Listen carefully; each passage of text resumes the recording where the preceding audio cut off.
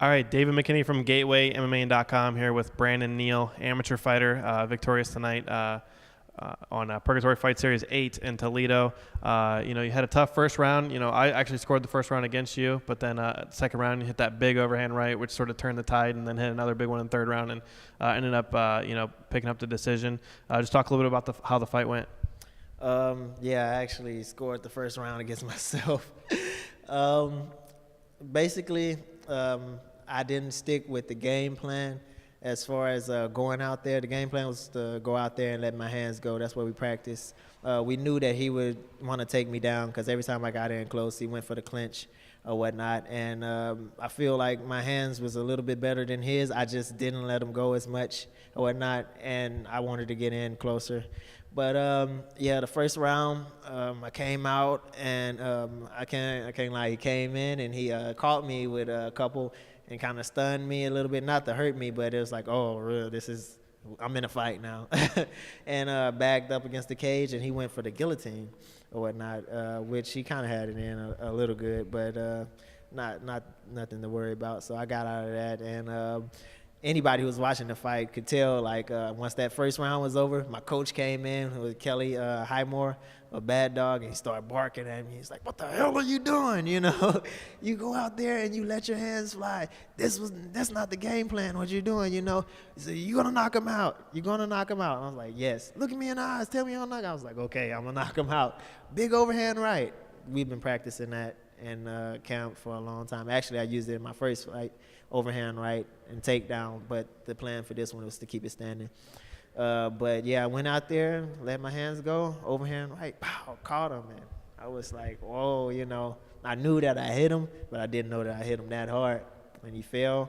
And honestly, in retrospective, I look back and yeah, I think I could have finished the fight at that moment if I would have been more composed and got a better position, because I had got mount, but I wasn't. I didn't have it in good enough because he was screaming around. I was getting some good licks on the ground, but a tough kid, man. He survived that second round and came out, and he was pretty much gassed. I was tired too, but I had that that electricity from that big overhand right that I had. So I'm out there, and I train with the pros, so I'm used to going 5-minute rounds or whatever. So I think I was a little bit in better condition than he was, and went out there and I started letting the knees go, which I kind of hit him in the groin twice by mistake. He was squirming, and I caught him with the knee.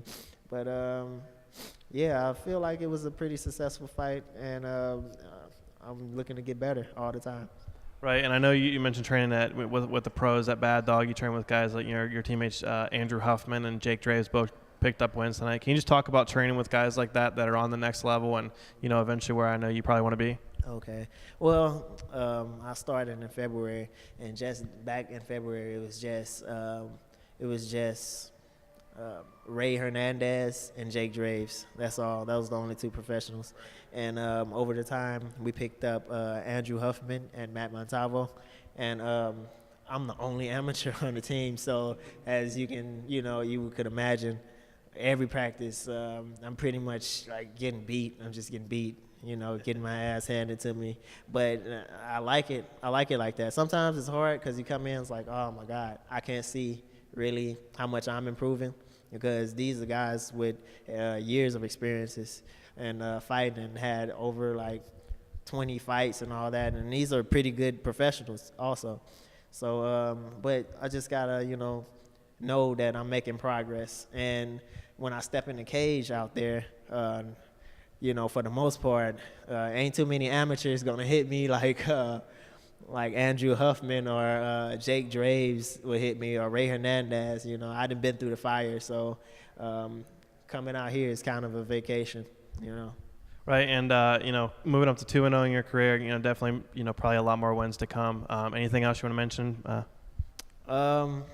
Well, I'm just gonna keep training with the best. Bad Dog MMA, Toledo, Ohio. Kelly Highmore, Jake Draves, Andrew Huffman, Matt Montalvo, Ray Hernandez, all the people who helped me to this point and still are helping me. I thank you. And anybody else out there that has supported me, the people who came out tonight, I like to thank them. And you can just expect better.